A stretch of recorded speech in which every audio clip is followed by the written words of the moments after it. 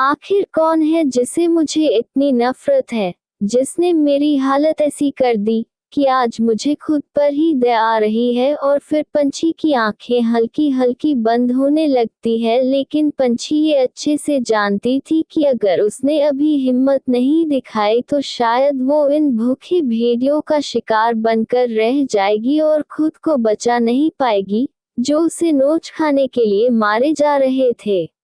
इसलिए पंछी अपनी पूरी ताकत लगाकर बड़ी मुश्किल से अपने लड़खड़ाते कदमों से खड़ी होती है। तो उनमें से एक आदमी पंछी की तरफ बढ़ने लगता है कि तभी दूसरा आदमी हंसते हुए उसका हाथ पकड़कर कहता है,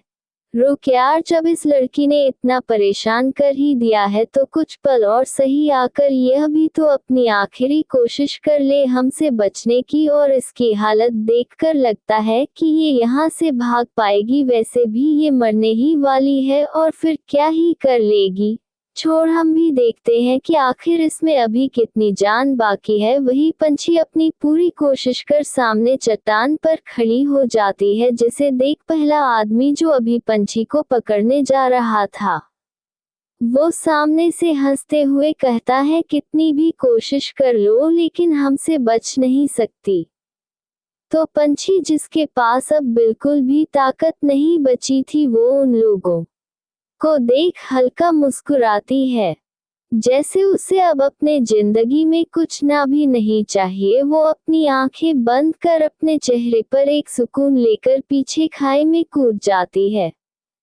वही वो सारे आदमी एकदम से पंछी को खाई में कूदता देख वो सब एक साथ चिल्लाते हुए कहते हैं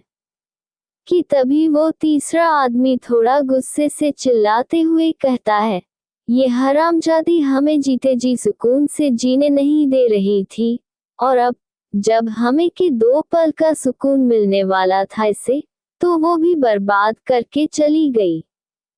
तो दूसरा आदमी कहता है, चल छोड़ जाने दे, वैसे भी उसे मारना ही था, काम तो हमारा हो गया, इससे क्या फर्क पड़ता है, जाने दे, अब अफसोस करने से कोई फायदा नहीं है।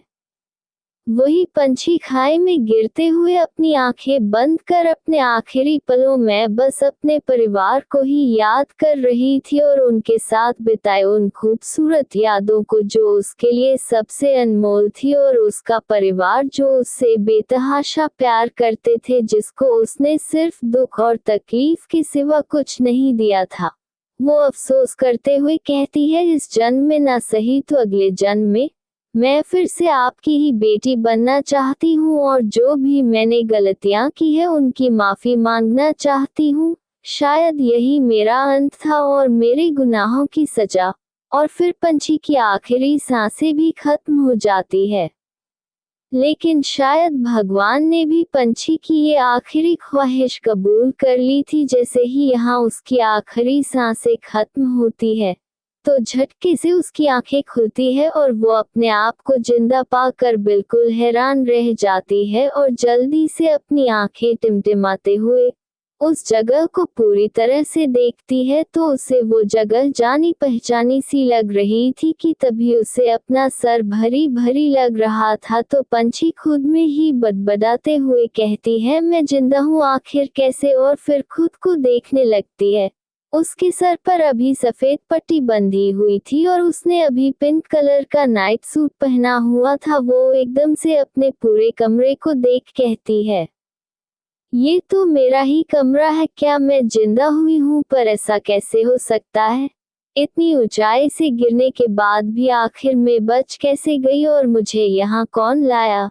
कि तभी पंछी की नजरें अपने कमरे में लगे वॉलपेपर पर जाती है, जो उसके बिग ब्रो ने उसके लिए स्पेशली डिजाइन करवाया था। उसे देख दिया अपने कमरे बड़े ही ध्यान से देखने लगती है, तो उस कमरे नेवी ब्लू कलर का पेंट दीवारों पर लगा हुआ था और पर्दे भी बिल्कुल वैसे ही थे, जिसे देख पंछी के दिमाग में न जाने क्या हाल चाल मचाती है, और वो एकदम से कहती है, मैंने तो अपने कमरे का लुक चेंज कर दिया था, ये तो पुराना वाला है जो देव से डिवोर्स होने के बाद मैंने अपने पूरे कमरे का पिंक कलर में रिनोवेट करवाया था, तो ये पुराना वाला कमरे का लुक कैसे है,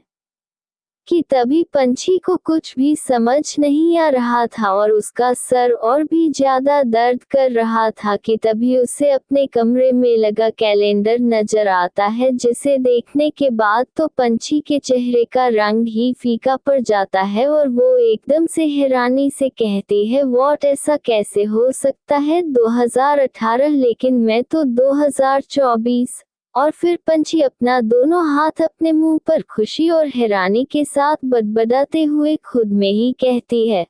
ओ माय गॉड, इसका मतलब क्या गॉड ने मुझे एक सेकंड चांस दिया है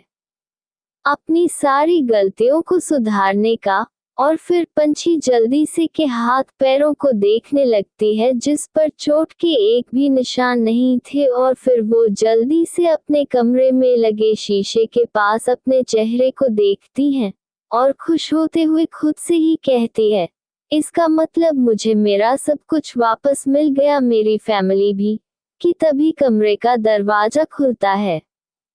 क्या पंछी अपनी की गई गलतियों को इस दूसरे मौके से सुधर पाएगी या फिर फंस जाएगी उसी जाल में?